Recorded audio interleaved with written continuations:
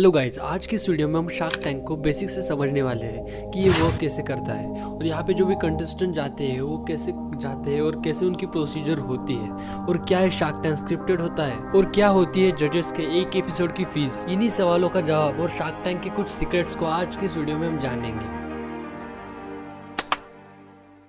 Shark tank India 20 दिसंबर 2021 को start हुआ था, जिसमें 35 एपिसोड रिकॉर्ड्स किए गए थे और 2022 में अब शार्क टैंक इंडिया का सेकेंड सीजन आने वाला है। सबसे पहले बेसिकली समझते हैं कि ये एक्चुअली है। शार्क टैंक इंडिया एक ऐसा शो है जहां यंग एंटरप्रेन्योर्स एक मल्टी मिलियनर इंडियन इन्वेस्टर से मिलते हैं, जो कि यंग इंडियन अपनी आइडियाज़ को शेयर करते हैं शार्क्स के साथ और शार्क्स को वो आइडिया पसंद आती है तो शार्क्स उस आइडिया में इन्वेस्ट करते हैं और यंग एंटरप्रेन्योर्स को फंडिंग के साथ साथ वो इक्विटी लेते हैं और उनके बिजनेस को एक स्टार्टअप में कन्वर्ट करने में मदद करते हैं। मतलब कि वो यंग इंडियंस की आइडिया उनको पसंद आती है तो उस कंपनी में इक्विटी लेते हैं, यानी हिस्सेदारी लेते हैं कुछ तो भी पैसे देकर और उनको हेल्प करते हैं उनका बिजनेस बढ़ाने में। तो चलिए हम इसे डिटेल में समझते हैं। शार्क टैंक इंडिया सबसे पहले जापान में स्टार्ट हुआ था, जहाँ पे इसका नाम था मोंग टाइगर। उसके बाद में इसको यूके में लाया गया जिसको उसका नाम था ड्रैगन डेन और उसके बाद में इसको यूएसए में लाया गया जहाँ भी इसका नाम पड़ा है शार्क टैंक और उसके बाद में इंडिया में आया जिस पर नाम पड़ा shark tank India. Shark tank India का सीजन 1 हो चुका है 2021 में और 2022 में अब शार्क टैंक इंडिया का सीजन 2 आने वाला है। तो शार्क टैंक एक ऐसा प्लेटफॉर्म है जहाँ पर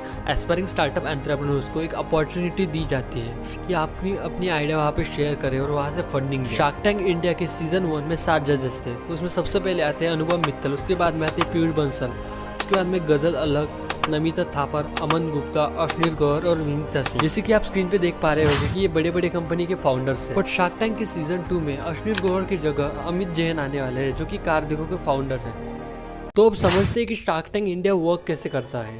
तो शार्क टैंक इंडिया के 3 स्टेप्स होते हैं उसमें जाने के लिए। फर्स्टली तो रजिस्ट्रेशन, जो कि आप सोनी लियो ऐप पे कर सकते हो। सेकंड स्टेप होती है कि डायरेक्टली आपको इंटरेक्ट करना होता है शार्क्स के साथ और थर्ड स्टेप होती है वहाँ से एग्जिट, जो कि आपका डील हुई तो वहाँ पे रुकाया जाता है या फिर आपकी एग्जिट हो जाती है। तो हम इसे डिटेल में समझते हैं कि वर्क कैसे करता है। सबसे पहले शार्क टैंक में जाने से पहले आपको एक रजिस्ट्रेशन करना पड़ता है, जहाँ पे आपको सोनी लियो ऐप पे जाके अपने डॉक्यूमेंट्स फिलअप करने होते हैं और कंपनी की इन्फॉर्मेशन फुल्ली फिलअप करनी होती है ओरिजिनल। उसके बाद में उसको अप्रूव किया जाता है और उसके बाद में आपको एक लोकेशन पे बुलाया जाता है, जो कि मोस्टली लोकेशन मुंबई होता है, जहाँ पे शार्क टैंक इंडिया शूट किया जाता है। उसके बाद में आपको डायरेक्टली शार्क टैंक इंडिया के शो पे भेजा जाता है, जहाँ पे वो कंटेस्टेंट अपना शो परफॉर्म करते हैं और वहाँ पे रियल विल पावर टेस्ट होती है, जहाँ पे मल्टी मिलियनर्स बैठे होते हैं, उसके सामने बोलना और अपनी प्रेजेंटेशन देना। वहाँ पे आपको अपना बिजनेस मॉडल बताना पड़ता है और ठीक से बताना पड़ता है, जो कि अपने प्रेजेंटेशन पे रहता है।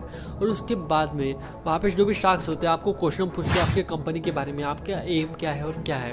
उसके बाद में आपकी जो भी क्वेश्चन पूछे जाते हैं यूजुअली उसके पता चल जाता है कि आपकी नॉलेज क्या है और आपकी स्टोरी क्या है और आपके एम क्या है। और अगर आपने शार्क को इम्प्रेस कर दिया तो शार्क आपके डील को एक्सेप्ट करेगी या फिर उसको एक ऑफर करेगी, जो कि इसी पैसे में XYZ पैसे में आपकी कंपनी के 7% स्टेक ली जाएगी या फिर इक्विटी ली जाएगी।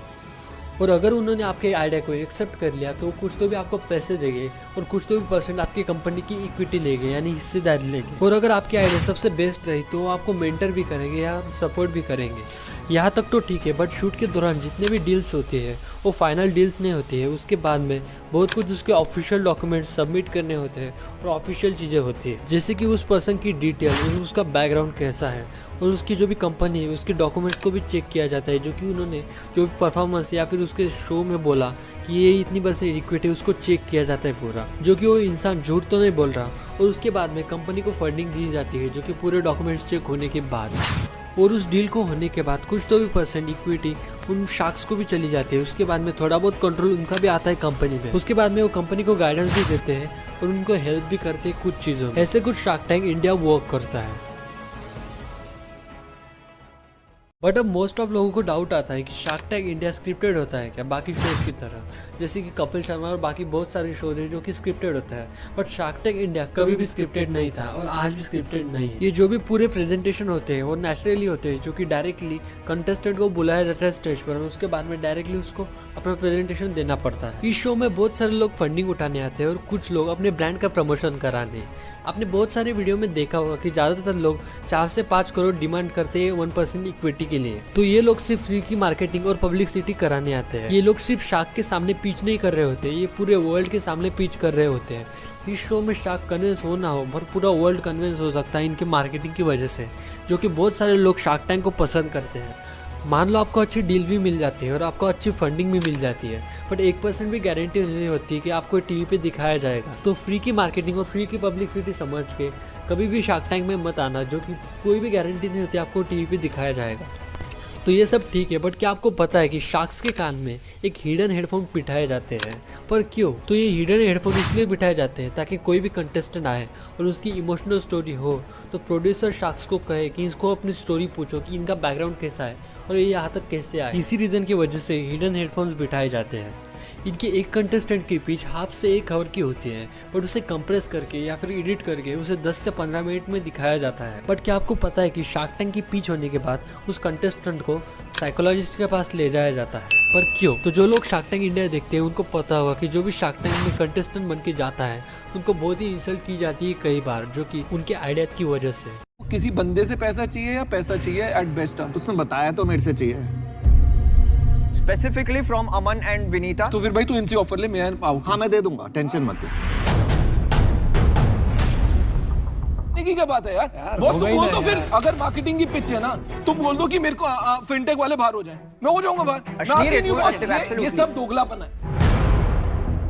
मैं तेरा दोगलापन उतारता हूँ। अब तूने पैसा उठाया बी नेक्स्ट से, बी नेक्स्ट फिनटेक इन्वेस्ट। तो ऐसे ही कुछ शार्क्स अपने कंटेस्टेंट को डिप्रेस कर देते हैं और वो कॉन्फिडेंस लूज कर बैठते हैं, जिस वजह से वो डिप्रेशन में चले जाते हैं। और सेकंड रीजन ये है कि इतने बड़े मल्टी मिलियनियर के सामने अपनी डील करना it is not a job. इसी रीजन की वजह से उन्हें साइकोलॉजिस्ट के पास भेजा जाता है। तो अब हम बात करते हैं कि जो भी शार्क्स होते हैं वो एक एपिसोड के कितने पैसे चार्ज करते हैं। तो सबसे पहले आती है विनीता सिंह, जो कि शुगर कॉस्मेटिक की ओनर है, जो कि एक एपिसोड के 5 लाख रुपए चार्ज करते हैं।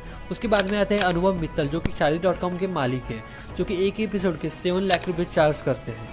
थर्ड नंबर पे आते हैं पीयूष बंसल, जो कि लेंसकार्ट के ओनर है, जो कि एक एपिसोड के 7 लाख रुपए चार्ज करते हैं। उसके बाद में आती है गजल अलग, जो कि मामाअर्थ की ओनर है, जो कि एक एपिसोड के 8 लाख रुपए चार्ज करती है।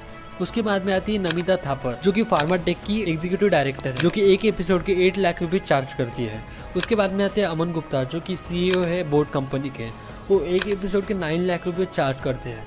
और उसके बाद में आते हैं अश्विनी गौर, जो कि सबसे फेमस पर्सन है शार्क टैंक इंडिया के, जो कि एक एपिसोड के 10 लाख रुपए चार्ज करते हैं। तो दोस्तों ऐसे ही कुछ शार्क टैंक इंडिया वर्क करता है, जो कि बहुत सारे लोगों को डाउट्स है कि ये स्क्रिप्टेड होता है और ये कैसे वर्क करता है, कंटेस्टेंट कैसे वहाँ पे जाते हैं। तो दोस्तों छोटी सी जानकारी अच्छी लगी हो तो वीडियो को लाइक और चैनल को सब्सक्राइब करना ना भूलिएगा। तो मिलते हैं नेक्स्ट वीडियो में।